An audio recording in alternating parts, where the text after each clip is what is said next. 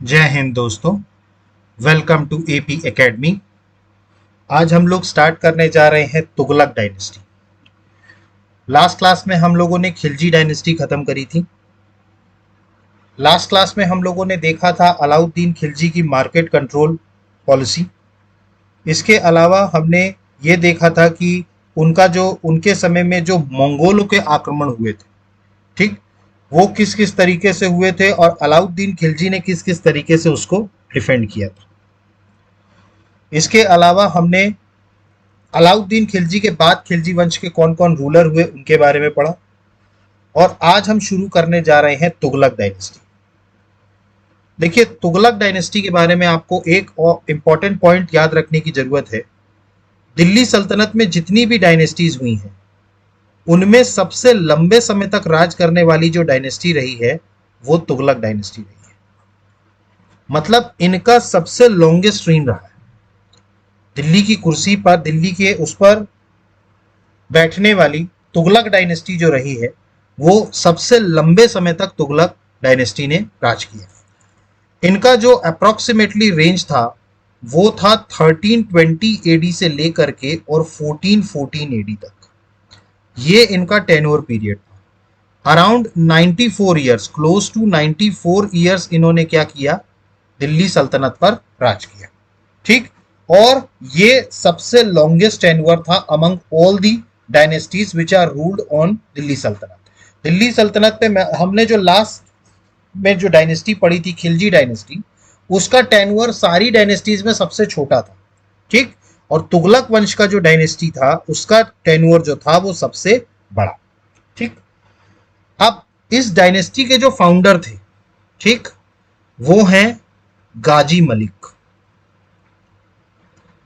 जिनको बाद में क्या कहा गया, गियाजुद्दीन तुगलक। गियाजुद्दीन तुगलक। तो गियाजुद्दीन तुगलक जो रहे हैं वो तुगलक डायनेस्टी के फाउंडर रहे। ठीक, जिनको पहले क्या कहा जाता था, गाजी मलिक। जिस टाइम खिलजी वंश था उस टाइम पर ये जो गाजी मलिक थे, ठीक है, या जिनको हमने गियाजुद्दीन तुगलक कहा, ये दीपालपुर के सूबेदार थे। ये कहां के सूबेदार थे, दीपालपुर के। ठीक, इनको क्या बनाया गया था, दीपालपुर का क्या बनाया गया था, सूबेदार बनाया गया था। ठीक, और इन्होंने ही, गाजी मलिक ने ही, खिलजी वंश के आखिरी शासक नासरुद्दीन खुसरब शाह, ठीक, तो नासरुद्दीन खुसरब शाह जो खिलजी वंश के आखिरी शासक थे, ठीक, उनकी हत्या करी। ठीक, खिलजी वंश को खत्म किया और दिल्ली पर किसकी काबिज की पावर, तुगलक डायनेस्टी की। और यही गाजी मलिक क्या कहलाए, गियाजुद्दीन तुगलक। ठीक, तो आपको याद रखना है, सबसे पहला तो तुगलक डायनेस्टी सबसे लॉन्गेस्ट टेन्योर था इनका एज अ दिल्ली सल्तनत में। इनके जो फाउंडर थे गाजी मलिक, वो दीपालपुर के सूबेदार थे खिलजी वंश के समय। इन्होंने खिलजी वंश के आखिरी शासक नासरुद्दीन खुसरब शाह को मारा और वहां से क्या किया, इन्होंने खिलजी वंश को खत्म किया और तुगलक डायनेस्टी जो है वो एस्टैब्लिश करी। और इसी गाजी मलिक को क्या कहा गया, गियाजुद्दीन तुगलक।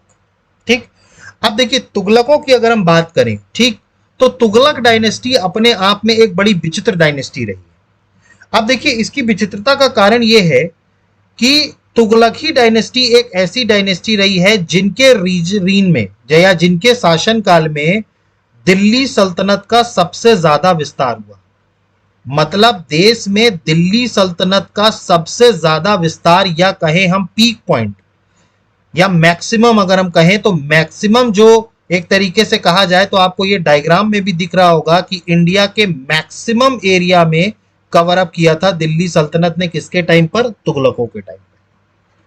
तो तुगलकों के टाइम पर दिल्ली सल्तनत सबसे ज्यादा एक्सपांड हुई और तुगलक डायनेस्टी के ही समय में दिल्ली का सबसे ज्यादा पतन भी हुआ, दिल्ली सल्तनत का। दोनों चीजें यहां पर हुई। मतलब कि तुगलक वंश में ही इनका सबसे ज्यादा एक्सपांशन भी हुआ, लेकिन कुछ तुगलक सुल्तानों के गलत नीतियों के कारण काफी ज्यादा इनका नुकसान भी इन्हीं के शासनकाल में। और सैयद और लोदी तक आते आते तो दिल्ली सल्तनत बहुत ज्यादा कमजोर हुई। क्लियर। तो इसमें आपको कई पॉइंट्स आपको याद रखने हैं जो मैंने आपको बताए। तुगलक डायनेस्टी के ही टाइम पर दिल्ली सल्तनत ने सबसे ज्यादा एरिया पर राज किया और उन्हीं के समय से दिल्ली सल्तनत का पतन होना भी क्या हो गया, स्टार्ट हो गया। ठीक, तो तुगलक डायनेस्टी अपने आप में बड़ी विचित्र है। ठीक, तो तुगलक डायनेस्टी के बारे में आपको इंट्रोडक्शन समझ में आया। सबसे पहली बात, तुगलक डायनेस्टी का जो टेन्योर पीरियड था वो था 1320 से लेके 1414, 1320 से लेके 1414 तक। दूसरी बात, सबसे लॉन्गेस्ट टेन्योर इनका रहा है among the all the Delhi सल्तनत डायनेस्टीज। इसके जो फाउंडर थे वो थे गाजी मलिक, जिनको बाद में क्या कहा गया, गियाजुद्दीन तुगलक। ठीक, खलजियों के टाइम पर ये दीपालपुर के सूबेदार थे। इन्होंने लास्ट खिलजी राजा सुल्तान नासरुद्दीन खुसरव शाह को मारा और वहां से क्या, किस वंश की स्थापना करी, तुगलक डायनेस्टी की स्थापना करी। और तुगलक डायनेस्टी के ही टाइम पर दिल्ली सल्तनत अपने सबसे पीक पे रही और उसके बाद फिर इनका दिल्ली सल्तनत का डिटोरेशन भी इन्हीं के टाइम से शुरू हुआ। क्लियर, तो आपको इतने पॉइंट्स याद रहेंगे। ठीक, इन्होंने अप्रोक्सीमेटली कितने साल राज किया, अप्रोक्सीमेटली 94 ईयर्स। क्लियर हुआ ये। ठीक, तो तुगलक डायनेस्टी की अगर हम बात करें तो तुगलक डायनेस्टी सीक्वेंस वाइज अगर देखा जाए तो तीसरी डायनेस्टी रही है दिल्ली सल्तनत में। मैंने आपको बताया था सीक्वेंस वाइज, सबसे पहली कौन थी, गुलाम वंश, स्लेव डायनेस्टी। उसके बाद कौन आए, खिलजी आए, खिलजी डायनेस्टी। और उसके बाद कौन आए, तुगलक डायनेस्टी। तो अगर सीक्वेंस वाइज देखा जाए तो दिल्ली सल्तनत की तीसरी डायनेस्टी रही है। इसके बाद अगर हम बात करें तो इनका रीन जो स्टार्ट हुआ वो 1320 से स्टार्ट हुआ दिल्ली में, जब गाजी मलिक ने ठीक किसका थ्रोन लिया, एज अ गियाजुद्दीन तुगलक, और तुगलक वंश की स्थापना करी। यहां पर 1413 है लेकिन कुछ बुक्स में इसको 1414 बताया गया है। ठीक है, आपको 1414 याद रखना है। ठीक, तो 1414 तक क्या राज हुआ, तुगलक डायनेस्टी का राज हुआ। ठीक, और 1320 से स्टार्ट हुआ था, गाजी मलिक इसके फाउंडर थे, जिन्होंने बाद में किसका टाइटल लिया, गियाजुद्दीन तुगलक का। इसके बाद अगला अगर हम बात करें तो इस डायनेस्टी का सबसे पीक अगर हम कहा करें, टेरिटोरियल रीच, ठीक ठीक, वो किसके टाइम पे हुआ, मोहम्मद बिन तुगलक के टाइम पे। ठीक, 1330 से लेके 1335 तक के बीच में मोहम्मद बिन तुगलक के समय में तुगलक वंश का सबसे ज्यादा फैलाव हुआ देश में। ठीक, या हम कहें पूरी दिल्ली सल्तनत में इस डायनेस्टी का सबसे ज्यादा एक्सपांशन कब हुआ, मोहम्मद बिन तुगलक के टाइम पे। ठीक, अगला अगर हम देखें तो इनका रीन पीरियड रहा 1320 से 1414। ठीक, और इनका लॉन्गेस्ट टेन्योर रहा है among the all the dynasties ruled over Delhi सल्तनत। तो दिल्ली सल्तनत पर जितनी भी डायनेस्टीज ने रूल किया उनमें सबसे लंबा टेन्योर किनका था, तुगलक डायनेस्टी का। तो ये आपको पॉइंट समझ में आए। ठीक, अब हम एक एक करके इनके सुल्तानों के बारे में पढ़ेंगे। पहले आज की क्लास में देखिए, आज की क्लास में हम इनके सुल्तानों के बारे में पढ़ेंगे। बेसिकली 3 ऐसे मेन सुल्तान रहे हैं तुगलक डायनेस्टी में जिनके बारे में हमें डिटेल में पढ़ना है कि उनके समय में क्या क्या हुआ। जिसमें सबसे पहले थे इनके फाउंडर गियाजुद्दीन तुगलक। ठीक, उसके बाद फिर इनके बेटे आते हैं मोहम्मद बिन तुगलक। ठीक है, इनका टेन्योर बहुत इंपॉर्टेंट था क्योंकि इनकी पॉलिसीज बहुत इंपॉर्टेंट थी। इन्होंने कई सारी ऐसी पॉलिसीज चलाई थी, हालांकि इनको फेलियर्स का किंग भी बोला जाता था क्योंकि इनकी जितनी भी पॉलिसियां थी सारी की सारी अनसक्सेसफुल पॉलिसी हुई थी। हम आगे पढ़ेंगे। ठीक, और उसके बाद फिर अगले जो तुगलक वंश के जो मेन राजा रहते हैं, सुल्तान रहते हैं, वो मोहम्मद बिन तुगलक के चचेरे भाई फिरोज शाह तुगलक। ठीक, फिरोज शाह तुगलक के टेन्योर में कई सारी चीजें हुई, इसको हम देखेंगे। तो आज की क्लास में हम ये तीनों सुल्तानों के बारे में पढ़ेंगे। ठीक, सबसे पहले हम देखेंगे गियाजुद्दीन तुगलक के बारे में। ठीक, जिनको क्या कहा गया, गाजी मलिक। ठीक, जो तुगलक वंश के संस्थापक थे। ठीक, उनके बारे में पढ़ेंगे। इसके बाद फिर हम धीरे धीरे मोहम्मद बिन तुगलक पे जाएंगे, उनकी सारी पॉलिसीज देखेंगे और उसके बाद फिर हम जाएंगे फिरोज शाह तुगलक पे। ठीक, तो सबसे पहले हम स्टार्ट करते हैं गियाजुद्दीन तुगलक। ठीक, देखिए गियाजुद्दीन तुगलक का टेन्योर बहुत ज्यादा नहीं था, सिर्फ 5 साल का टेन्योर रहा इनका, 1320 से लेके 1325 तक। ठीक, गियाजुद्दीन तुगलक को गाजी मलिक कहा जाता था। ठीक, और ये दिल्ली सल्तनत के पहले ऐसे सुल्तान थे जिन्होंने अपना टाइटल लिया था गाजी। ठीक, जिसने अपने नाम के आगे क्या लिखा, गाजी। ठीक, अब आप समझिए कि ये गाजी का मतलब क्या होता है। देखिए, इस्लाम में ये बताया गया है कि जो भी दीन के लिए, ठीक है, मतलब रिलीजियस प्रोपोगेशन के लिए काम करता है, ठीक, और अगर वो सक्सेसफुल होकर के आता है, ठीक, तो उसको क्या कहा जाता है, गाजी कहलाया जाता है। जैसे इसमें आपने कई बार सुना होगा कि इनके यहाँ कहा जाता है कि जो दीन के लिए लड़के आते हैं या दीन के लिए जीतते हैं, उनको क्या कहा जाता है, गाजी कहा जाता है, और जो दीन के लिए मरते हैं उनको क्या कहा जाता है, शहीद बोला जाता है।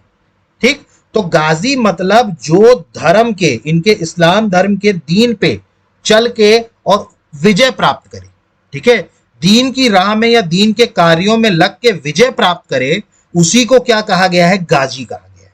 ठीक, तो गयाजुद्दीन तुगलक दिल्ली सल्तनत के पहले ऐसे सुल्तान थे जिनको टाइटल क्या हो, जिन्होंने अपना टाइटल क्या लिया, गाजी का, क्योंकि इनको गाजी मलिक कहा जाता था। इनको क्या बोला जाता था, गाजी मलिक। क्लियर हुआ आप लोगों को? ठीक, तो गयाजुद्दीन तुगलक दिल्ली के पहले ऐसे सुल्तान रहे हैं जिनको अपने नाम के आगे क्या लगाया, गाजी लगाया। ठीक, इसके बाद अगर हम बात करें तो इनके एक और कार्य बहुत इंपॉर्टेंट था जो आपको याद रखना है। सबसे पहले कनाल, इरिगेशन के लिए सबसे पहले कनाल का निर्माण करने वाले भी यही थे। इरिगेशन के लिए, इरिगेशन मतलब खेती में जो सिंचाई होती है, ठीक है, जो सिंचाई की जाती है उसके लिए नहर बनाने का काम दिल्ली सल्तनत के सबसे पहले सुल्तान गयाजुद्दीन तुगलक थे जिन्होंने कनाल बनवाया था। किसके लिए, इरिगेशन के लिए। ठीक है, इरिगेशन मतलब सिंचाई, सिंचाई के लिए नहर बनवाने वाले दिल्ली सल्तनत के सबसे पहले सुल्तान कौन थे, गयाजुद्दीन तुगलक, गयाजुद्दीन तुगलक। ठीक, ये पॉइंट आपको याद रहेगा। ठीक,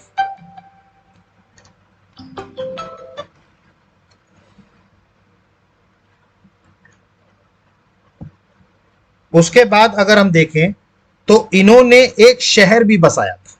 ठीक, इनकी बात करें तो इन्होंने एक सिटी इस्टेब्लिश करी थी दिल्ली के पास जिसका नाम था तुगलकाबाद। ये दिल्ली के पास है। ठीक है, इन्होंने एक शहर बसाया था तुगलकाबाद। तो आपको ये याद रखना है, तुगलकाबाद नाम का शहर कहां पर है, दिल्ली के पास। ठीक है, उसको किसने बसाया था, किसने बसाया था, गयाजुद्दीन तुगलक ने। ठीक, और इन्होंने यहीं तुगलकाबाद में एक किला बनवाया था, ठीक है, जिसको बोलते हैं 56 कोट का किला। 56 कोट। ठीक, तो इन्होंने यहीं पर तुगलकाबाद में क्या बनवाया था, 56 कोट का किला बनवाया था। ठीक, तो आपको याद रखना है, इन्होंने एक तो तुगलकाबाद शहर बनवाया दिल्ली के पास।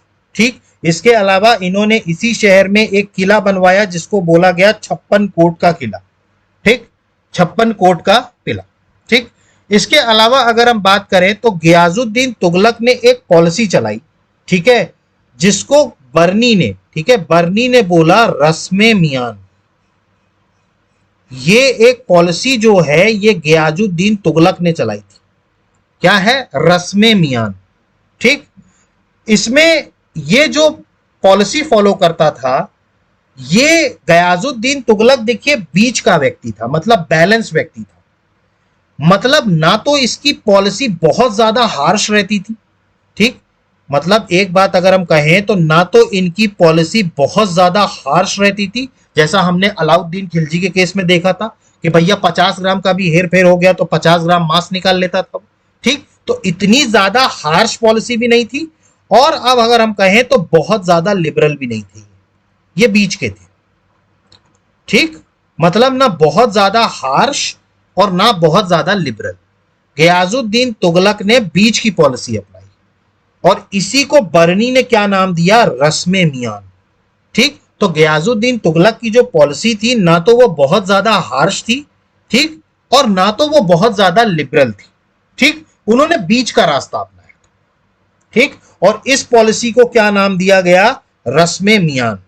ठीक, इन पॉलिसी को क्या नाम दिया गया, रस्मे मियान।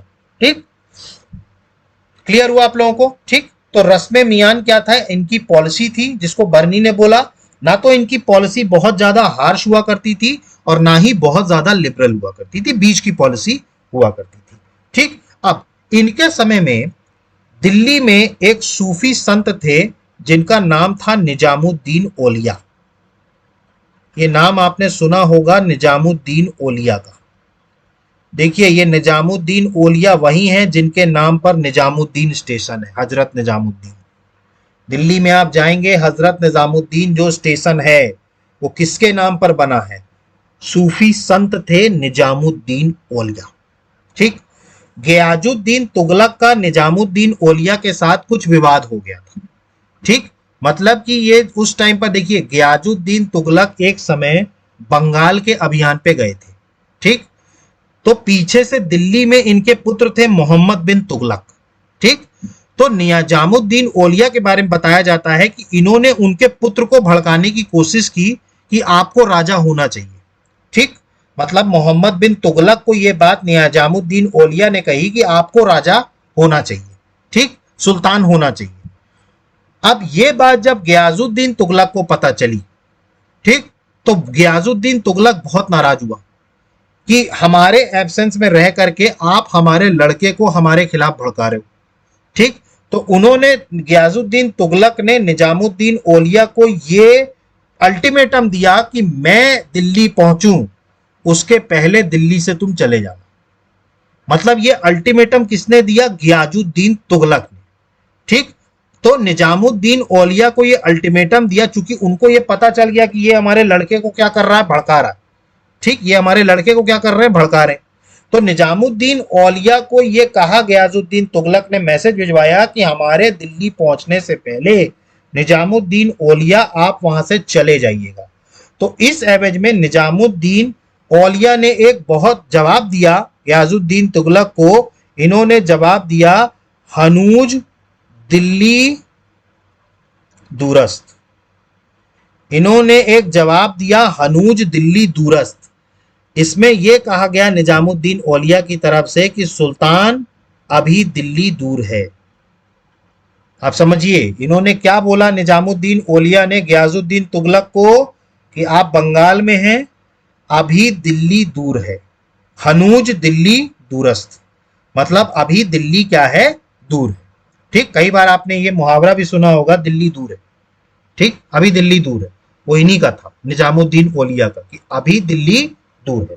अब इस दरमियान जब गियाजुद्दीन तुगलक बंगाल से लौट रहे थे, ठीक, तो दिल्ली के पास ही एक जगह है अफगानपुर। जब गियाजुद्दीन तुगलक दिल्ली के लिए लौट रहे थे बंगाल से, तो दिल्ली के पास ही एक जगह है अफगानपुर। ठीक। अफगानपुर, यहां पर इनके स्वागत के लिए एक लकड़ी का महल बनवाया गया था। किसके द्वारा? मोहम्मद बिन तुगलक के द्वारा, इनके बेटे के द्वारा। ठीक। जब ये बंगाल के कैंपेन से लौट रहे थे दिल्ली, तो दिल्ली के पास ही एक जगह है अफगानपुर। ठीक। यहां पर एक लकड़ी का जो है एक पूरा स्ट्रक्चर बनवाया गया। किसके द्वारा? मोहम्मद बिन तुगलक के द्वारा। ठीक। अब इस स्ट्रक्चर की विशेषता यह थी कि इसका जो बेस था, या हम जिसे कहें पिलर था, ठीक, ये पूरे एक पिलर पे खड़ा हुआ था।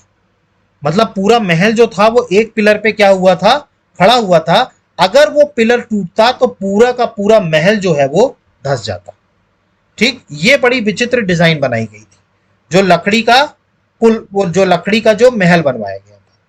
तो गियाजुद्दीन तुगलक जब वापस लौट रहे थे और जब इस अफगानपुर के लकड़ी के किले में थे, उसी टाइम पर धक्का लगने के कारण ये पिलर गिरा और पिलर गिरने से पूरा का पूरा ढांचा जो है वो गियाजुद्दीन तुगलक के ऊपर गिर गया और इस तरीके से गियाजुद्दीन तुगलक की मौत हो गई।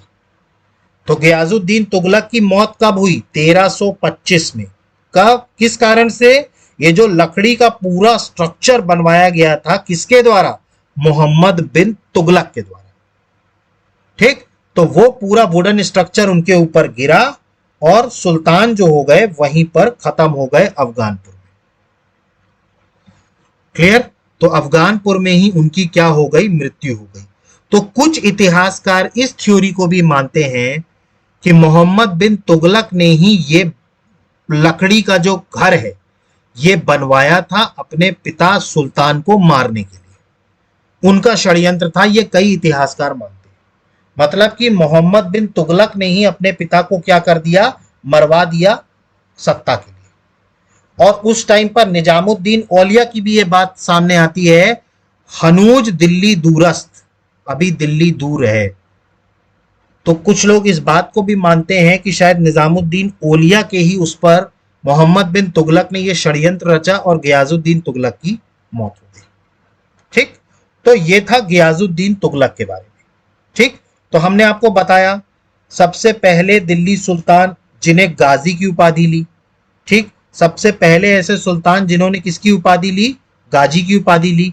गाजी का मतलब मैंने आपको बताया था, दीन के काम में जो सक्सेसफुल होते हैं उनको क्या कहा जाता है, गाजी बोला जाता है। इसके बाद बात करें, ये पहले ऐसे सुल्तान थे जिन्होंने कनाल्स बनवाए, किसके लिए, इरिगेशन के लिए। सबसे पहले ऐसे सुल्तान थे जिन्होंने नहरों का निर्माण कराया। उसके बाद अगला बात करें तो इन्होंने एक 56 कोट नाम का किला बनवाया, कहां, तुगलकाबाद शहर में। और ये तुगलकाबाद शहर की भी स्थापना किसने की थी, गियाजुद्दीन तुगलक ने। इसके बाद अगला अगर हम बात करें तो इन्होंने रस्म मियान की पॉलिसी अपनाई। अकॉर्डिंग टू बर्नी, इनकी रस्म मियान की पॉलिसी थी, मतलब ना तो इनकी पॉलिसी बहुत ज्यादा हार्श हुआ करती थी और ना ही बहुत ज्यादा उदार हुआ। ठीक, तो इनकी पॉलिसी जो थी वो मिडिल पॉलिसी थी, जिसको रस्म मियान बरूनी की तरफ से कहा गया। इसके बाद अगला अगर हम बात करें तो निजामुद्दीन औलिया ने गियाजुद्दीन से कहा, हनूज दिल्ली दूरस्त। इसका मतलब था कि भाई दिल्ली अभी, सुल्तान दिल्ली अभी दूर है। जब गियाजुद्दीन तुगलक ने को पता चला कि निजामुद्दीन औलिया उनके बेटे को भड़का रहे हैं, तो गियाजुद्दीन तुगलक ने उनको ये संदेश भेजा कि आप दिल्ली हमारे पहुंचने से पहले छोड़ दो। तो उस टाइम पर उसके जवाब में निजामुद्दीन औलिया ने बोला कि हुजूर दिल्ली दूर है। और फिर क्या हुआ, इनके लिए एक अच्छा ये पॉइंट भी आपको याद रखना है, पोस्टल सिस्टम स्टार्ट करने वाले ये सबसे पहले सुल्तान रहे। इन्होंने अपने समय में पोस्टल सिस्टम की शुरुआत की थी, ये आपको याद रखना है। ठीक है, तो he is the first who started the postal system. Clear. इसके बाद अगला अगर हम बात करें तो मैंने आपको बताया गियाजुद्दीन 1325 में खत्म हुए, कैसे, एक लकड़ी का महल बनवाया गया था। लकड़ी का महल का ढांचा अफगानपुर में बनवाया गया था। ठीक ठीक, तो ये, और वहीं पर इनका ये स्ट्रक्चर कोलैप्स हुआ और गियाजुद्दीन तुगलक इसी के नीचे आकर के खत्म हो गए। ठीक, तो ये थे गियाजुद्दीन तुगलक। अब उसके बाद सत्ता पर या सुल्तान इनके बेटे बनते हैं, जिनका नाम था मोहम्मद बिन तुगलक। मोहम्मद बिन तुगलक, इनका टेन्योर था 1325 से लेके 1351 तक। ठीक,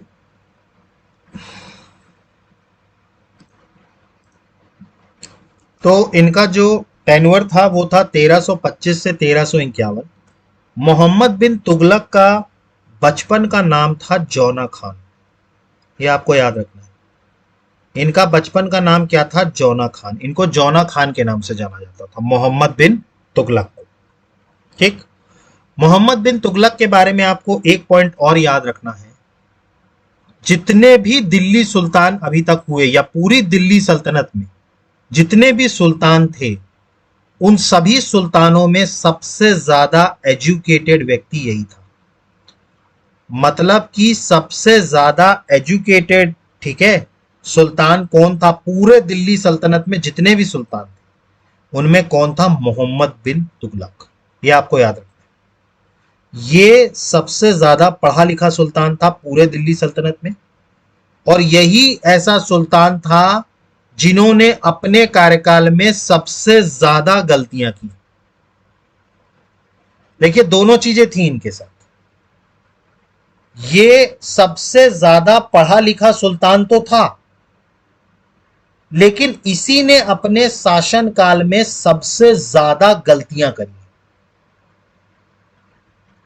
सोचिए, एजुकेटेड सुल्तान होने के बावजूद इन्होंने कई सारे ब्लंडर्स किए अपने समय में, जिसके कारण दिल्ली सल्तनत जो थी वो मोहम्मद बिन तुगलक के ही समय सबसे पीक भी पहुंची, और इन्हीं के टाइम से उनका पतन भी होना शुरू हो गया। दोनों चीजें इन्हीं के टाइम से, मोहम्मद बिन तुगलक के टाइम से। ठीक, तो सबसे पहले आपको याद रखना है कि ये एक एजुकेटेड व्यक्ति था, बहुत ही ज्यादा इसका एजुकेशन बहुत अच्छा था, लेकिन उसके बावजूद इसने जो भी पॉलिसीज अपनाई वो सारी की सारी क्या हुई, बिगड़ गई। ठीक, सारी की सारी क्या हो गई, बिगड़ गई। ठीक, तो आपको ये चीज समझ में आई। ठीक, तो ये एजुकेटेड होने के साथ साथ, ठीक है, इन्होंने गलतियां भी बहुत करी। अब इनकी पॉलिसी जो थी वो थोड़ी सी लिबरल थी। मैं अगर आपको बताऊं, इनकी पॉलिसी क्या हुआ करती थी, थोड़ी सी लिबरल हुआ करती थी। देखिए, लिबरल का मतलब ये होता है कि उस टाइम पर जो हिंदू कम्युनिटी थी उनके संदर्भ में क्या पॉलिसी सुल्तान की हुआ करती थी, उसी एवज में सुल्तान को क्या कहा जाता था, लिबरल थे, या हम कहें कि वो बहुत ज्यादा, मतलब एक तरीके से कहा जाए कट्टर या क्रूर थे। पॉलिसी इसी से डिफाइन होती थी। जैसे अगर हम बात करें अकबर की पॉलिसी जो थी, वो उदारवादी पॉलिसी किस आधार पर कहते हैं कि उसका जो व्यवहार था हिंदू राजाओं के साथ, स्पेशली राजपूत राजाओं के साथ, वो उन्हें समकालीन मानते थे। वो उनका बहुत ज्यादा उनके प्रति उदारवादी सोच थी। लेकिन वही अगर हम औरंगजेब की पॉलिसी डिस्कस करते हैं तो उनकी पॉलिसी जो थी वो काफी ज्यादा हार्श थी। क्यों? क्योंकि हिंदुओं के प्रति वो काफी ज्यादा हार्श थे। ठीक, तो पॉलिसी इस चीज पे डिपेंड करती थी। तो मोहम्मद बिन तुगलक के बारे में आपको एक चीज याद रखनी है कि इनकी पॉलिसी काफी ज्यादा लिबरल रही, जबकि इसके बाद अभी जब फिरोज शाह तुगलक, इनका चचेरा भाई, सत्ता में आएगा तो उसकी पॉलिसी जो हो जाएगी वो बहुत ज्यादा हार्श हो जाएगी। अभी हम आगे देखेंगे उसकी पॉलिसी किस तरह हार्श होती है। तो मोहम्मद बिन तुगलक की पॉलिसी काफी लिबरल थी। ठीक, इवन इनके बारे में तो ये बताया जाता है कि ये दिल्ली के एक लौते दिल्ली सल्तनत के ऐसे सुल्तान थे जिन्होंने हिंदुओं के किसी त्योहार में जाके पार्टिसिपेट किया था, हिंदू फेस्टिवल। कौन सा हिंदू फेस्टिवल था? होली। ये इतने उदारवादी थे मोहम्मद बिन तुगलक कि इन्होंने इवन हिंदू फेस्टिवल जाकर के अटेंड किया था। पहले ऐसे सुल्तान थे जिन्होंने हिंदुओं के मनाए हुए किसी त्योहार में वो गए थे। तो मोहम्मद बिन तुगलक की पॉलिसी काफी ज्यादा लिबरल थी। क्लियर हुआ आप लोगों को ये? ठीक, तो क्या क्या पॉइंट्स मैंने अभी आपको बताए। सबसे पहले तो इनका बचपन का नाम था जौना खान। ठीक है, ये सबसे पढ़े लिखे सुल्तान थे among all the sultans of the Delhi सल्तनत। उसके बाद इनकी सोच जो थी वो लिबरल थी थोड़ी सी। ठीक, और इवन इतनी लिबरल थी कि ये हिंदू फेस्टिवल तक में पार्टिसिपेट करते थे। ये पहले ऐसे सुल्तान थे जिन्होंने हिंदुओं के त्योहार में पार्टिसिपेट किया था। ठीक, लेकिन मैंने आपको इनको बताया कि इनकी एजुकेटेड होने के बावजूद इनकी पॉलिसीज जो थी, अब आप इसको समय का चक्र कह लीजिए, जो भी कह लीजिए, लेकिन इनके समय में जितनी भी पॉलिसीज आई सब फेल हो गई। अभी हम आगे इनकी पॉलिसीज देखेंगे कि क्या क्या इनकी पॉलिसीज थी, ठीक है, और कैसे कैसे फेल हुई। ठीक, तो इसीलिए इनको किंग ऑफ फेलियर्स भी कहा जाता है। ये आपको याद रखना है। चूंकि इनके समय में, अब ये आप इनका दुर्भाग्य कह लीजिए या जो भी कह लीजिए, लेकिन मोहम्मद बिन तुगलक के समय में जितनी भी पॉलिसीज बनाई गई वो सब की सब फेल करी। इसी कारण से इसको फेलियर्स का राजा या किंग ऑफ फेलियर्स भी कहा जाता है। ठीक, तो ये चीज आपको क्लियर हुई। तो ये 5 पॉइंट्स आपको क्लियर हुए मोहम्मद बिन तुगलक के बारे में। ठीक, सबसे पहला पॉइंट क्या था, इनका बचपन का नाम क्या था, जौना खान। ठीक, उसके बाद अगर हम बात करें तो सबसे एजुकेटेड सुल्तान थे, ठीक है, जो दिल्ली की गद्दी पर बैठे थे। जितने भी सुल्तान दिल्ली की गद्दी पर बैठे हैं उनमें से सबसे ज्यादा एजुकेटेड कौन थे, यही थे। He was also called ruler of failures, क्योंकि इनके समय में जितनी भी इनकी पॉलिसीज थी वो ज्यादातर फेल कर गई थी, इसीलिए इनको रूलर्स ऑफ फेलियर कहा जाता है। ठीक, अब हम इनकी एक एक करके पॉलिसीज देखते हैं। ठीक है, देखिए इसमें एक पॉइंट आप और याद रखिएगा, ये बहुत ज्यादा लिबरल थे और ये एक लौते ऐसे सुल्तान थे जिन्होंने हिंदू त्योहार में पार्टिसिपेट किया था। ये पॉइंट नोट्स में नहीं लिखा है, लेकिन आप अपनी कॉपी में इसको नोट कर लीजिएगा। ये सबसे ज्यादा, ये क्वेश्चन आ सकता है, बहुत ज्यादा पॉसिबिलिटी है, क्योंकि एक लौते ऐसे सुल्तान जिन्होंने हिंदू त्योहारों में पार्टिसिपेट किया, स्पेशली होली में। क्लियर? अब हम एक एक करके इनकी पॉलिसीज देखते हैं। ठीक, कि इनकी कौन कौन सी पॉलिसीज थी और उसके फेलियर के कारण क्या थे। ठीक, इसके फेलियर के कारण क्या थे। ठीक, सबसे पहली इनकी जो पॉलिसी थी, दोआब रीजन ने इन्होंने टैक्स बढ़ा दिया था। देखिए, मैंने आपको बताया था अलाउद्दीन खिलजी ने हाफ कर दिया था टैक्स। ठीक, मतलब टोटल का हाफ कर दिया था। लेकिन चूंकि गयाजुद्दीन तुगलक थोड़े से लिबरल थे, बहुत ज्यादा हार्श नहीं थे, तो उन्होंने वापस 1/3 कर दिया था। लेकिन ये भाई साहब जब मोहम्मद बिन तुगलक सुल्तान बने, तो जो गंगा यमुना का दोआब रीजन है, वहां पर इन्होंने उस क्षेत्र में जितने भी उगाई होती थी या जितने भी किसान थे, उन पर टैक्स बढ़ा के क्या कर दिया था, हाफ कर दिया था। ठीक है, तो मोहम्मद बिन तुगलक ने क्या किया, दोआब रीजन में, गंगा जमुना के दोआब रीजन में, ठीक, टैक्स जो था वो बढ़ा करके आधा कर दिया। ठीक, और अनफॉर्चुनेटली जिस साल उन्होंने ये आधा किया था, उसी साल बारिश कम होने के कारण उस क्षेत्र में सूखा पड़ गया। सूखा मतलब ड्रॉट। देखिए, बारिश अच्छी होती है तभी हमारी जमीन जो होती है वो खिलखिलाती है। ठीक, एग्रीकल्चर अच्छा होता है। लेकिन जब भी कभी बारिश कम होगी तो जाहिर सी बात है वहां क्या पड़ेगा, सूखा पड़ेगा। तो इनके समय में जब इन्होंने दोआब रीजन का टैक्स बढ़ाया, तो वहां पर अनफॉर्चुनेटली उसी साल सूखा पड़ गया। ठीक, अब क्या हुआ, सूखा पड़ा तो खेती अच्छे से हुई नहीं। ठीक, लेकिन अब चूंकि सुल्तान ने ऑर्डर दे दिया था, तो इनके जितने भी उस एरिया के सूबेदार थे, उनका तो काम था टैक्स कलेक्ट करना। तो वो क्या कर रहे थे, जबरन टैक्स वसूल रहे थे किसानों से। अरे भाई, फसल नहीं हो पाई, सूखा पड़ गया, लेकिन चूंकि सुल्तान ने ऑर्डर दे दिया था कि भाई आधा टैक्स वसूल करना है, तो इनके जो लोग थे वो वहां पर जबरदस्ती टैक्स वसूल कर रहे थे। अब देखिए, जब आपके पास कोई चीज नहीं होगी, कम होगी, और अगर ज्यादातर आप उसको लूटने का प्रयास करेंगे, तो जाहिर सी बात है वहां से विद्रोह होगा। ठीक, तो गंगा दोआब रीजन में सुल्तान के अगेंस्ट में विद्रोह होने लगा। देखिए, इन्होंने टैक्स बढ़ाया था, इनको नहीं पता था कि सूखा पड़ जाएगा, लेकिन बारिश कम हुई तो सूखा पड़ गया। अब सूखा पड़ गया, अब चूंकि इनके सूबेदारों को यह आर्डर था कि भाई आधा टैक्स वसूलना है, तो वो तो वसूलेंगे। ठीक, तो सुल्तान को क्या हुआ, यहां पे झटका लगा। तो वहां पर जो लोग थे गंगा दोआब रीजन में, वहां पर लोगों ने क्या कर दिया, विद्रोह कर दिया। ठीक, तो तुरंत के तुरंत तुगलक को तुरंत के तुरंत अपनी ये पॉलिसी वापस लेनी पड़ी, और वापस से इनको टैक्स क्या करना पड़ा, फ्री करना पड़ा। ठीक, उस पर्टिकुलर रीजन में उस टाइम के लिए, कुछ टाइम के लिए टैक्स को क्या करना पड़ा, रोकना पड़ा। ठीक, अब इससे मोहम्मद, चूंकि देखिए मोहम्मद बिन तुगलक क्या था, एजुकेटेड था। ठीक, तो उसने क्या किया, कुछ रास्ते भी अपनाए कि भाई ये सूखा पड़ा है, तो ये अगर मान लीजिए कि कोई ऐसा अकाल पड़ जाए, ठीक, तो उस एवज में जो है क्या किया जा सकता है, इसके लिए इन्होंने फेमाइन कोड भी बनाया। क्या बनाया, फेमाइन कोड, ये आपको याद रखना है। क्या बनाया, फेमाइन कोड। देखिए, जब भी कभी अकाल पड़े, ठीक, तो उसमें किस तरीके से टैक्स को रिबिट किया जाए या उनको कैसे राहत दी जाए, इसके लिए फेमाइन कोड बनाया गया। किसके द्वारा, मोहम्मद बिन तुगलक के द्वारा।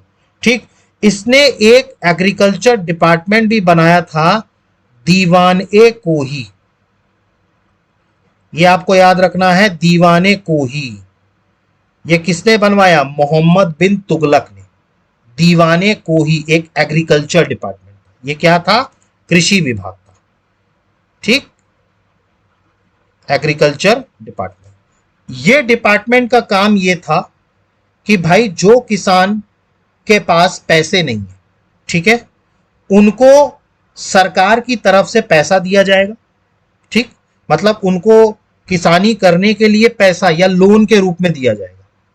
ठीक, और वो जब कटाई हो जाएगी उनका, उससे वो बेच देंगे, उनको पैसा मिल जाएगा, उससे फिर वो ब्याज समेत उसका पैसा सुल्तान का वापस कर दिया। ठीक, तो इन्होंने एक डिपार्टमेंट शुरू किया, दीवाने कोही। ठीक, और उसके तहत लोगों को लोन दिए गए, किसके द्वारा, सुल्तान के द्वारा लोन दिए गए कि भाई लोगों को आप पैसा दीजिए, वो अपनी खेती करें, वहां से जो पैसा कमाएं फिर वो ब्याज समेत वापस करें। ठीक, तो इन्होंने दो काम किए, एक तो एक एग्रीकल्चर डिपार्टमेंट बनवाया, दीवाने कोही, जिसका काम था लोन देना। ठीक, और दूसरा जो बनाया वो इन्होंने फेमाइन कोड बनाया। क्यों, क्योंकि इन्हीं के समय में क्या पड़ा था, सूखा पड़ा था दोआब रीजन में। ठीक, तो इनकी जो टैक्स इंक्रीज की पॉलिसी थी वो फेल कर गई, वो फेल कर गई।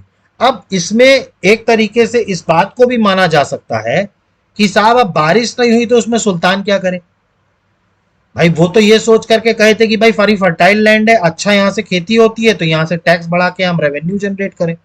लेकिन हुआ क्या, सूखा पड़ गया, उल्टा पड़ गया। ठीक, तो सबसे पहला जो पॉलिसी थी वो थी टैक्स हाइक, और इसी को लेकर के इनका जो है, इनको दो डिपार्टमेंट एक डिपार्टमेंट बनाना पड़ा, एग्रीकल्चर डिपार्टमेंट, दीवाने को ही। ठीक, अगला जो पॉलिसी थी इनकी वो थी खुरासान कैंपेन, ईरान का। देखिए उस टाइम पर ये खुरासान कैंपेन ऐसे हुआ, ठीक, उस टाइम पर ईरान और उसके बगल में एक देश था इजिप्ट। इनके समय में ईरान और इजिप्ट के बीच में लड़ाई चल रही थी, मतलब बहुत ज्यादा उत्तराधिकार को लेकर के बहुत ज्यादा आपस में क्या चल रही थी, लड़ाई चल रही थी। ठीक, तो मोहम्मद बिन तुगलक के दिमाग में ये आया कि ये सही मौका है, दोनों के बीच में लड़ाई चल रही है, हम अपनी सेना भेज करके और उस क्षेत्र पर कब्जा कर लें। देखिए चूंकि ये भी एक महत्वाकांक्षी राजा था, ठीक, तो ये भी अपनी टेरिटरी का एक्सपांशन चाहता था। तो इसने एक अपॉर्चुनिटी समझी खुरासान कैंपेन में, क्योंकि ईरान और इजिप्ट आपस में लड़ रहे थे, तो इन्होंने ये सोचा कि एक अपॉर्चुनिटी है कि हम इन पर आक्रमण करके और इस क्षेत्र को जीत लें। ये मोहम्मद बिन तुगलक की जो आइडिया था। ठीक, अब इसने क्या किया, एक इसके लिए एक बड़ी सी आर्मी बनाई, मतलब इस कैंपेन के लिए इसने क्या किया, एक बहुत बड़ी आर्मी बनाई। ठीक है, और इन आर्मी पर्सन्स को 1 साल की सैलरी एडवांस में दे दी। देखिए आप समझिए कि मतलब कैंपेन अभी स्टार्ट भी नहीं हुआ, आर्मी अभी बनाई जा रही है, और उस आर्मी के लोगों को 1 साल की सैलरी एडवांस में दे दी गई। मतलब आप समझ सकते हैं कि ये व्यक्ति क्या कर रहा था। 1 साल की सैलरी एडवांस में दे देना, ये क्या होता है। अभी कैंपेन शुरू भी नहीं हुआ और आपने 1 साल की सैलरी एडवांस में दे दी। और उसी टाइम पर दुर्भाग्य आप देखें कि ईरान और इजिप्ट के बीच में सुलह हो गई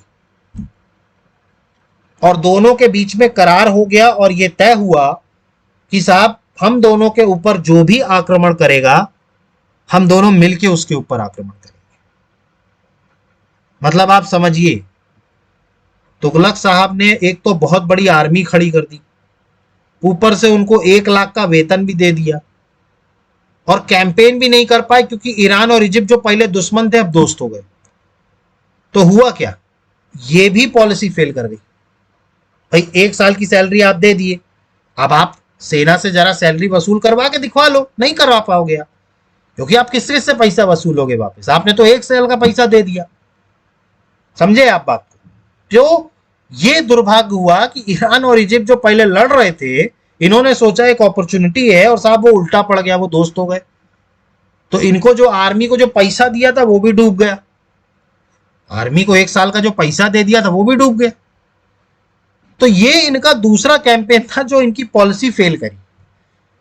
तो पहला जो था वो तो टैक्स दोआब रीजन में वो फेल किया, दूसरा भी फेल कर गया, खुरासान कैंपेन ईरान का। उसके बाद तीसरा एक और कैंपेन हुआ, ये भी इनका फेल हुआ था, कराचिल का कैंपेन। ये कौन सा कैंपेन था, कराचिल का कैंपेन। ठीक, अब ये कराचिल क्या था, ये भी चाइना का एक पार्ट हुआ करता था।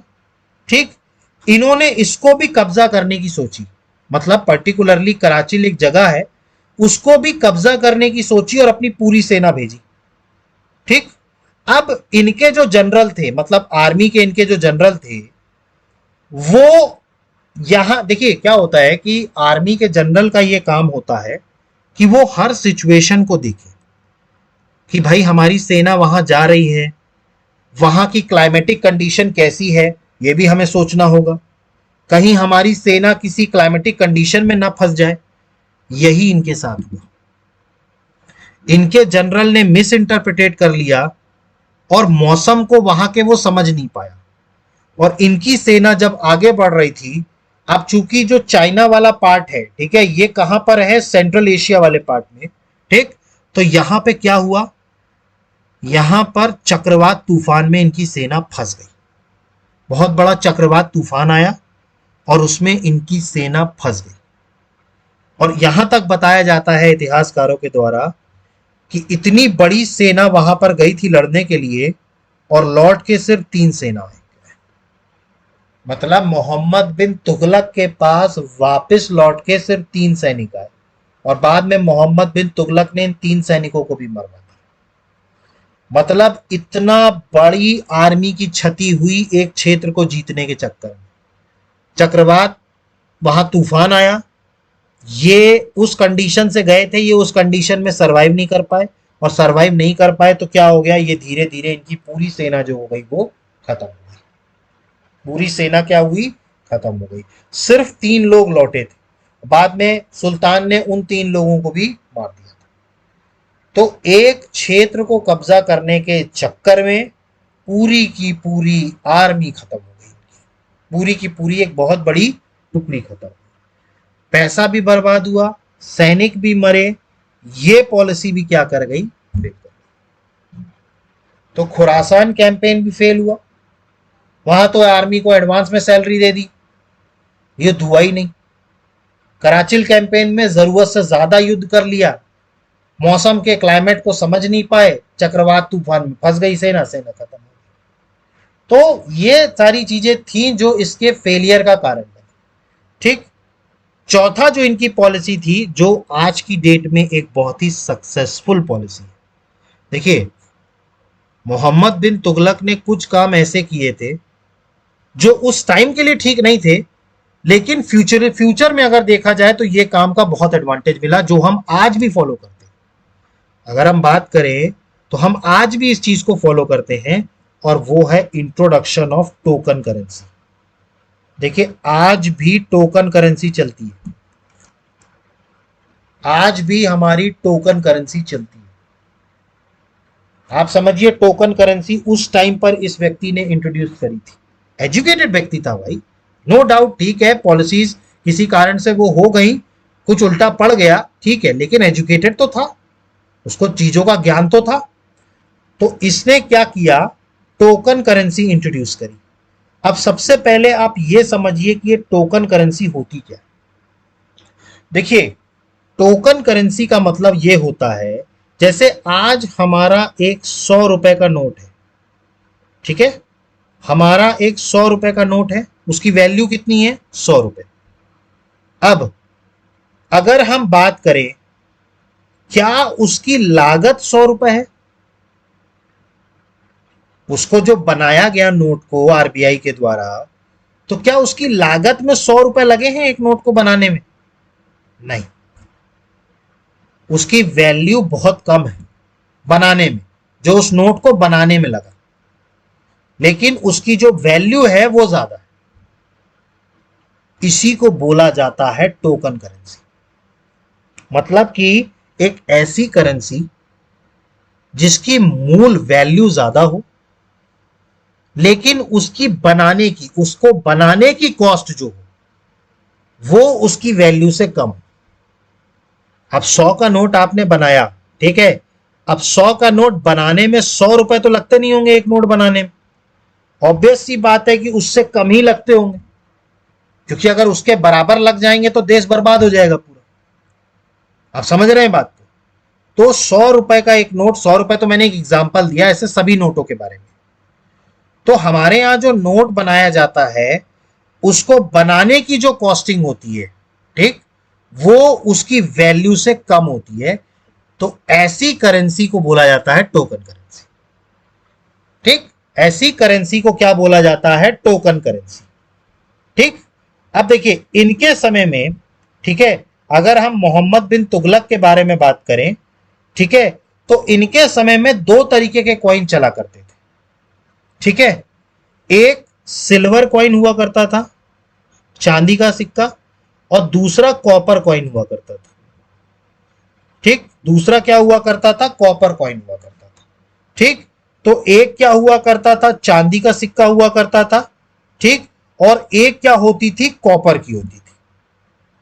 ठीक, इसने क्या किया कि एक आदेश पास किया कि जितनी भी आपकी कॉपर की करेंसी है, मतलब जितने भी तांबे के सिक्के हैं, ठीक है, उनका मूल आज से सिल्वर के बराबर हो जाएगा। मतलब कि देखिए, उस टाइम पर चांदी के सिक्के भी चलते थे और कॉपर के सिक्के भी चलते थे, तांबे के सिक्के। इन्होंने क्या ऑर्डर निकाला कि साहब आज की डेट से जितने भी तांबे के सिक्के हैं, कॉपर के सिक्के हैं, उनकी वैल्यू सिल्वर के सिक्कों के बराबर हो जाएगी। समझे आप बात को? मतलब कि जो कॉपर कॉइन्स हैं वो भले ही कॉपर के हैं, लेकिन उनकी वैल्यू अब किसकी हो गई, सिल्वर की हो गई। तो ये मैंने आपको बताया था, लागत अगर कम लगी हो और अगर उस चीज की वैल्यू ज्यादा हो तो ये टोकन करेंसी कहलाती है। तो ये टोकन करेंसी हुई।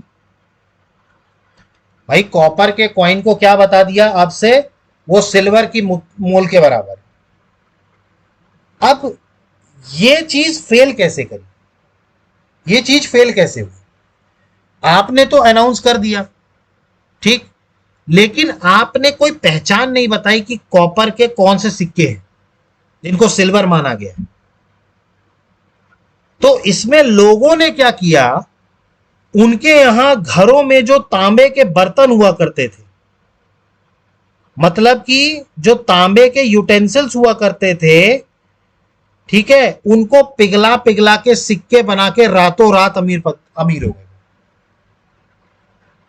उन्होंने क्या किया, उन्होंने तांबे को पिघलाया, उनके घर के तांबे को पिघलाया, उसके सिक्के बना दिए।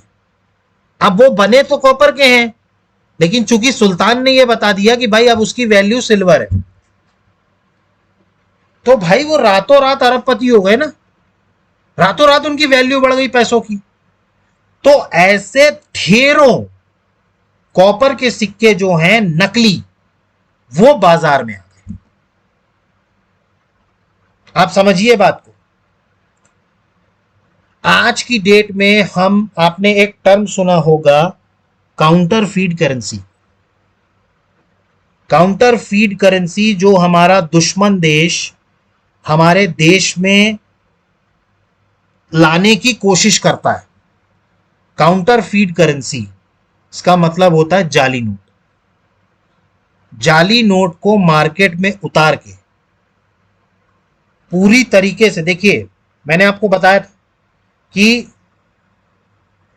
जब भी कभी, देखिए इकोनॉमिक्स में एक चीज है, काउंटरफीट करेंसी किसी भी देश के लिए बड़ी खतरनाक चीज है, उसकी अर्थव्यवस्था के लिए।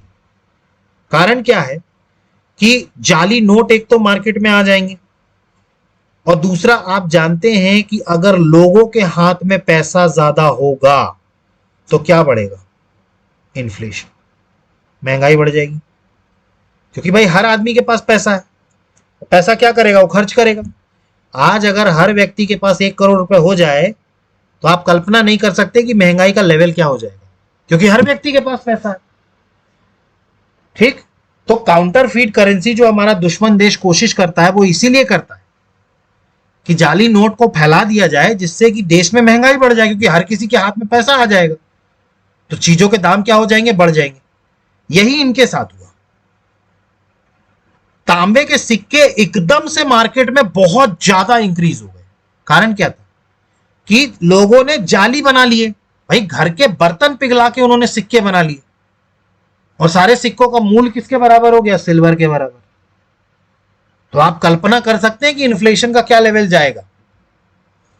तो उस टाइम पर पूरा इकोनॉमिक सिस्टम इस तरीके से टूटा कि मोहम्मद बिन तुगलक को वापस करना पड़ा तुरंत कि भैया ये कॉपर के सिक्के जो हैं इसको वापस करो, इसका मूल अब सिल्वर के बराबर नहीं है।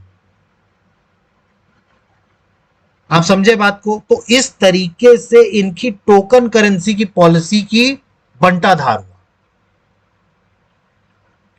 भाई आप आज की डेट में भी अगर सोचिए, 500 के जाली नोट अगर देश में फैल जाए तो कितना बड़ा इकोनॉमिकली इंपैक्ट पड़ेगा, हमारी पूरी अर्थव्यवस्था टूट जाएगी, क्योंकि महंगाई चरम पे पहुंच जाएगी।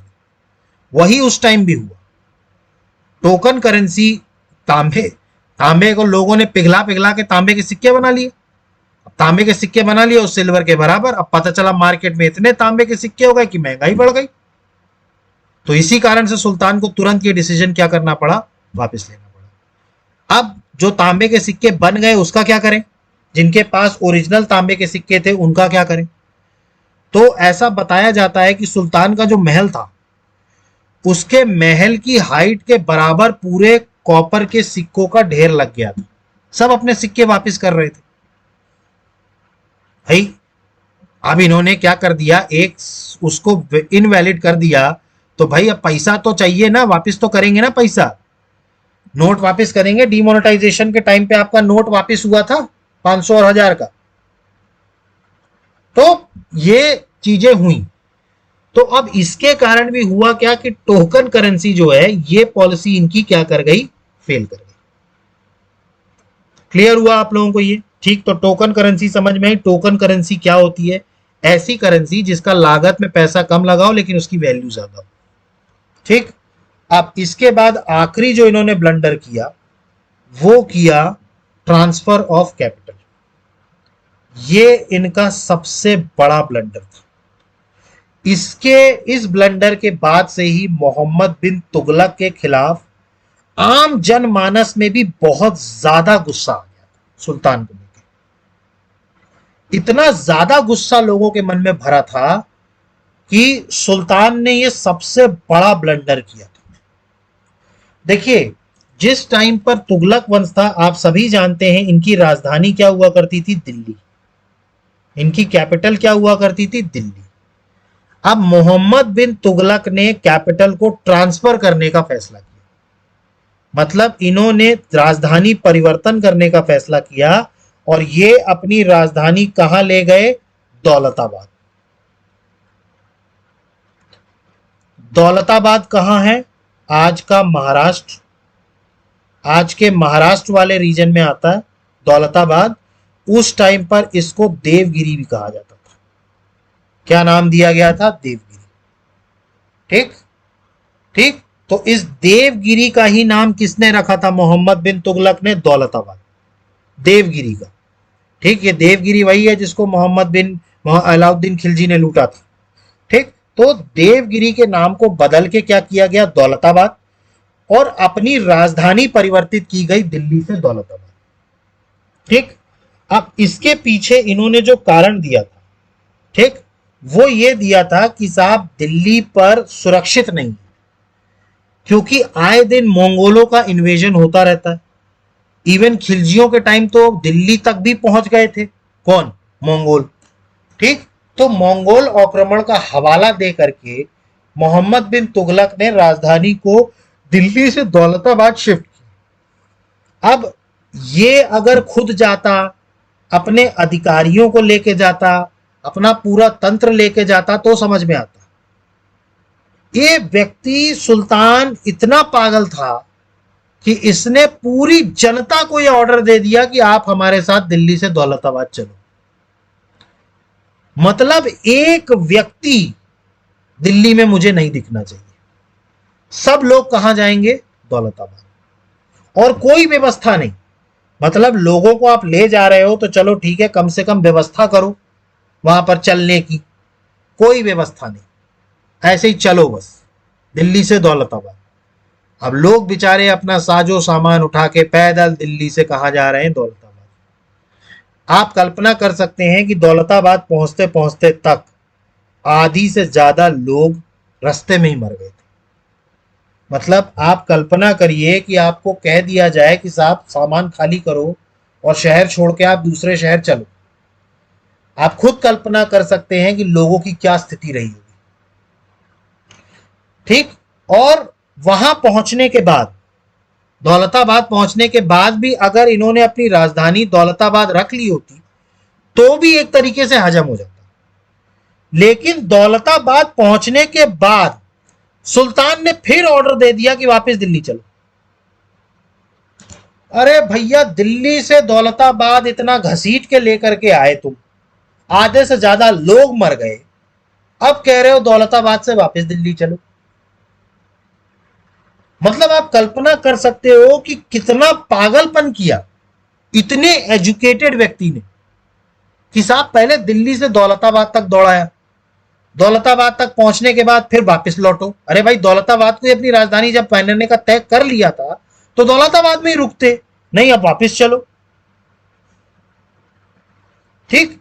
तो मतलब आप कल्पना कर सकते हैं कि मोहम्मद बिन तुगलक जो थे, ये कितने बड़े, एक तरीके से कहा जाए कि मतलब अब इसको पागल कहें या क्या बोले, शब्द नहीं, क्या बोला जा सकता है। लोगों को आपने वहां तक दौड़ाया, वो दौड़ाने के बाद फिर वापिस ले आए। ठीक। तो इसी के कारण से जब 1351 में 1351 में जब सुल्तान की मृत्यु हुई मोहम्मद बिन तुगलक की, तो उस टाइम पर बदौनी ने यह बात कही कि आज लोगों को उनके राजा से और राजा को उनके लोगों से मुक्ति मिल गई। मतलब 1351 में जब मोहम्मद बिन तुगलक की मृत्यु हुई, तब बदौनी ने यह बात कही कि साहब आज सुल्तान को अपनी जनता से और जनता को अपने सुल्तान से मुक्ति मिल गई। आप कल्पना कर सकते हैं कि मोहम्मद बिन तुगलक क्या सुल्तान थे और उनकी क्या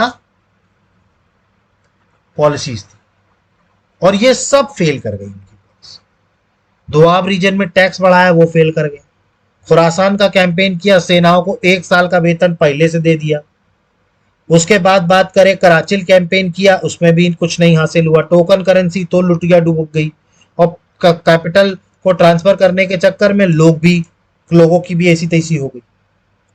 तो मतलब एक तरीके से कहा जाए तो मोहम्मद बिन तुगलक के समय में ही दिल्ली सल्तनत पीक पे आई, और इनकी पॉलिसीज और इन नाकामियों के कारण ही दिल्ली सल्तनत का पतन भी स्टार्ट हो गया, और धीरे धीरे धीरे धीरे अलग अलग एम्पायर इस्टेब्लिश होने लगे। आप सोचिए, दिल्ली सल्तनत तुगलकी वंश में पीक पे आई, और उन्हीं के समय में दिल्ली सल्तनत टूटना भी शुरू हो गई। ठीक। कई सारे अलग अलग छोटे छोटे प्रांत बनने लगे दिल्ली सल्तनत के। जैसे अगर आप याद करें, ठीक, एक विजयनगर एम्पायर आप जानते हैं, हरिहरा एंड हुक्का, विजयनगर एम्पायर भी इन्हीं के समय में बना 1336 में। ठीक। इसके बाद बंगाल, ठीक, बंगाल में एक सेपरेट वो बनी 1338 में। ये सब चीजें किनके कार्यकाल में हो रही हैं? मोहम्मद बिन तुगलक के कार्यकाल में हो रही है। ठीक। मतलब इन्हीं के कार्यकाल में तुगलक डायनेस्टी या कायम कहे दिल्ली सल्तनत पीक पे पहुंची, और इन्हीं के टाइम पर डिसइंटीग्रेशन भी शुरू हो गया, कारण इनकी पॉलिसीज के कारण। विजयनगर एम्पायर बना, ठीक, बंगाल हुआ इंडिपेंडेंट। इवन 1347 में आपने एक और किंगडम के बारे में सुना होगा, बहामनी किंगडम। विजयनगर के बाद जो दूसरा किंगडम बना था, बहामनी किंगडम, 1347 में ये भी आजाद हो गया दिल्ली सल्तनत से। तो इन्हीं के टाइम पर सबसे ज्यादा इंटीग्रेशन भी हुआ, और इन्हीं के टाइम पर सबसे ज्यादा डिसइंटीग्रेशन भी हुआ। विजयनगर बना, बंगाल सेपरेट हुआ, बहामनी किंगडम बना 1347 में। क्लियर? तो ये सारी चीजें क्लियर हुई। ठीक। कई सारे रिविलियंस भी हुए थे इनके टाइम पर। ठीक। अब इनके समय में एक ट्रैवलर आया था, आपको इसका नाम याद रखना है, ये बहुत ही इंपॉर्टेंट नाम है। इनके समय में एक मोरक्को ट्रैवलर आया था, इबान बतूता। ये आपको याद रखना, इबान बतूता। ठीक। ये कब आए थे भारत? 1333 में। ये कहां का वो था ट्रैवलर? मोरक्को का। अफ्रीका में एक शहर है मोरक्को में, एक देश है मोरक्को। तो मोरक्को से ही कौन आया था? इबन बतूता, 1333 ईडी में। ठीक है। और मोहम्मद बिन तुगलक के दरबार में आया था, और मोहम्मद बिन तुगलक ने ही इसको दिल्ली का काजी बनाया था। ठीक, काजी कौन हुआ करता था? एक तरीके से कहा जाए तो न्याय करने का सबसे बड़ा अधिकारी। देखिए, अल्टीमेटली न्याय तो सुल्तान करता था। जुडिशियल सिस्टम की अगर हम बात करें तो अल्टीमेट फैसला कौन हुआ करता था? सुल्तान का हुआ करता था। लेकिन अगर सुल्तान से नीचे कहा जाए, जस्ट नीचे, तो न्याय करने का काम कौन करते थे? काजी करते थे। और दिल्ली का काजी किसको बनाया था? इबान बतूता को। इबान बतूता कौन था? मोरक्को ट्रेवलर था जो 1333 एडी में कहा आया था? मोहम्मद बिन तुगलक के दरबार। क्लियर हुआ आप लोगों को ये? ठीक, तो ये चीज क्लियर हुई मोहम्मद बिन तुगलक के बारे में। ठीक, और 1351 में इनकी डेथ हो गई थी और इनकी डेथ पे ही बदायूनी ने क्या बोला था कि आज प्रजा को उनके राजा से और राजा को उनके प्रजा से मुक्ति मिल गई। क्लियर हुआ ये? ठीक, तो यहां पे आज हम अपनी क्लास को स्टॉप करते हैं। आई होप कि आपको चीजें समझ में आई होंगी। हमने आज की क्लास में तुगलक डायनेस्टी पढ़ी, तुगलक डायनेस्टी का इंट्रोडक्शन, फिर उसके बाद हमने गियाजुद्दीन तुगलक के बारे में पढ़ा और फिर उसके बाद मोहम्मद बिन तुगलक और उनकी पॉलिसीज के बारे में। अब कल की क्लास में हम देखेंगे रीजंस, मोहम्मद बिन तुगलक की ये पॉलिसीज क्यों फेल, इसके पीछे के रीजंस क्या थे, और फिर हम पढ़ेंगे फिरोज शाह तुगलक के बारे में। तो आई होप कि आपको सारी चीजें समझ में आ रही होंगी। देखिए, अगर आपको कोई डाउट उठ रहा है तो please please please comment box में मेंशन कीजिए। मैं डाउट्स को 24 आवर्स के अंदर आपके डाउट्स को क्लियर करूंगा। ठीक, अदरवाइज आप हमारे चैनल को लाइक कीजिए, सब्सक्राइब कीजिए और मैक्सिमम से मैक्सिमम शेयर कीजिए। देखिए गाइज, यहाँ पर हम जो चीजें सीख रहे हैं ये सारी चीजें बहुत इंपॉर्टेंट हैं और हम एक सीक्वेंस में एक सब्जेक्ट को कंप्लीट कर रहे हैं और ये ऐसा बहुत कम आपको देखने को मिलता है जिसमें एक सीक्वेंस में सारी चीजें कंप्लीट हो रही हैं। हमने कहीं पर भी फ्लो को या कोई भी चीज को हमने कहीं बीच से कोई चीज शुरू नहीं की, हमने हर काम सीक्वेंस से किया। क्लियर? तो प्लीज चैनल को लाइक कीजिए, सब्सक्राइब कीजिए, अपने फ्रेंड्स को भी बताइए और मैक्सिमम से मैक्सिमम शेयर कीजिए। So guys, thank you, have a good day, जय हिंद, नमस्कार।